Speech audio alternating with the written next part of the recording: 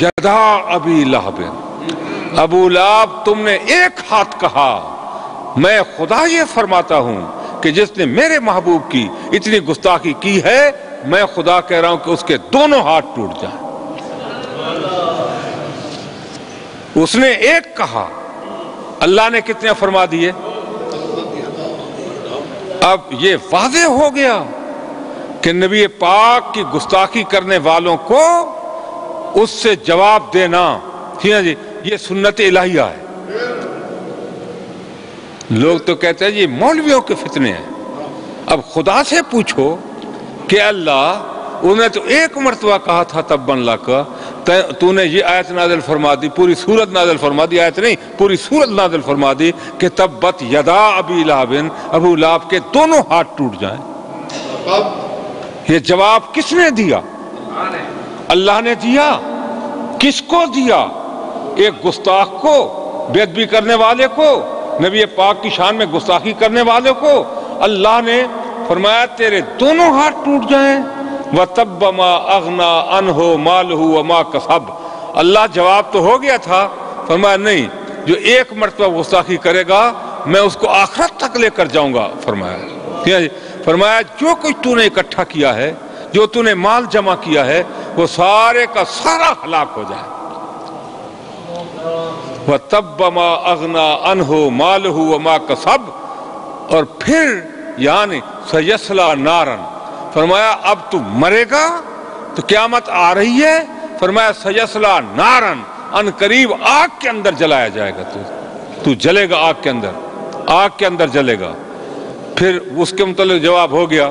اور جس بیوی کے ساتھ پیار کرتا تھا، جو اس کی وہ بیوی تھی، فرمایا وَامْرَأَتُ حَمَّالَةَ الْحَطَبِ فِي جِیدِهَا حَبْلٌ مِّن مَّسَدٍ، فرمایا بیوی تیری یہ گٹھڑی اٹھائے ہوئے ہو بالن کی، اور اس کی گردن کے اندر پھندا پڑے مونج کا، اور پھانسی دے کر مر جائے۔ فرمایا یار کتنے جواب خدا نے دیے، آپ اندازہ تو فرمائیں یہ کس بات پر اتنا اللہ تعالیٰ نے ناراضگی کا اظہار فرمایا کہ تیرا مال بھی ہلاک ہو جائے، تو بھی آگ میں جلے، تیرے ہاتھ بھی ٹوٹ جائیں، تیری بیوی بھی مر جائے، اور پھانسی گلے میں پھندا ڈال کر مر جائے۔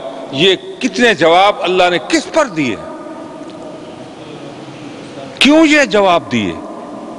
محبوب کی گستاخی پر، کہ انہوں نے اللہ کے محبوب کی گستاخی کی جی۔ اور یہ سوراقہ کو زمین نے کس لیے پکڑا؟ نبی پاک کی گستاخی پر، اور جب معافی مانگی تو پھر چھوڑ دیا۔ یہ معلوم ہو گیا کہ نبی پاک کی گستاخی کرنے والوں کو معاف کوئی بھی نہیں کر سکتا ہے، اور نہ کسی کے اختیار میں ہے کہ وہ معاف کریں۔ ٹھیک ہے جی۔ زمین حکم مانتی ہے۔ ایک شخص آیا، آ کر زہر کیا اپنا اسلام حضور کی بارگاہ میں، مگر دل سے وہ مسلمان نہیں ہوا تھا۔ زہر کیا کسی غرض کے تحت، اپنا ایمان اور اسلام اور نبی پاک علیہ السلام پر جو وحی نازل ہوتی تھی وہ بھی لکھنے لگ گیا۔ آپ جانتے تھے، مگر اس کا انجام بتانا مقصود تھا۔ ٹھیک ہے جی، حکمت تھی کہ آپ نے منع نہیں کیا۔ فرمایا چاہے کوئی کاتب وحی بھی ہو اور ظاہر کرے کہ میں کتابت وحی کی کر رہا ہوں، اگر نبی پاک کی شان میں گستاخی کرے گا تو وہ بھی معاف نہیں ہوگا، اس کو بھی معاف نہیں کیا جائے گا۔ اپنا مسلمان ہونا ظاہر کیا، ایمان کا بظاہر اس نے اظہار کیا، اور وہی لکھنے لگ گیا، اور کچھ دنوں کے بعد وہ پھر گیا، مرتد ہو گیا، اور گستاخی کرنے لگا کہ نبی پاک کو تو صرف اتنا علم ہے جو میں دے کر آیا ہوں۔ دیکھو نا، یہ گستاخی کی بات ہے کہ نبی پاک کے پاس صرف اتنا علم ہے، یہ وہی کچھ جانتے ہیں جو میں لکھ کر ان کو دے آیا ہوں، اس کے سوا وہ کچھ نہیں جانتے۔ معاذ اللہ، میں لکھ کر دے آیا ہوں۔ گستاخی کی، حالانکہ اسے یہ معلوم نہیں تھا کہ اللہ تعالیٰ فرماتے ہیں کہ اے پیارے حبیب تجھے تو علم ہم نے دیا ہے، ہم نے عطا کیا ہوا ہے۔ اور اس گستاخ نے کہا کہ صرف وہی جانتے ہیں جو میں لکھ کر دے آیا ہوں۔ رحمت عالم نے فرمایا کہ اس شخص نے جس نے میری شان میں گستاخی اور بے ادبی کی ہے، اسے زمین قبول نہیں کرے گی مرنے کے بعد۔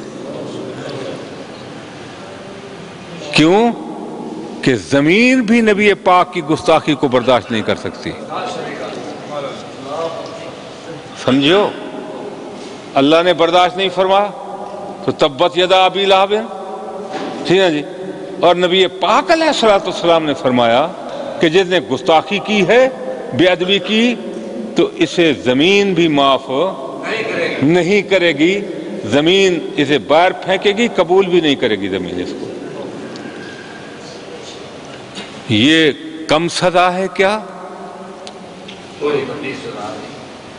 اور یہ کس کو مل رہی ہے؟ نبی پاک کے گستاخ کو، نبی پاک کے بے ادب کو مل رہی ہے، ٹھیک ہے جی۔ اور جو ادھر دوسری میں ابھی عرض کرتا ہوں، اور جن نے ادب کیا، احترام کیا، حضرت ربیعہ رضی اللہ تعالیٰ عنہ، ٹھیک ہے جی، کھڑے ہیں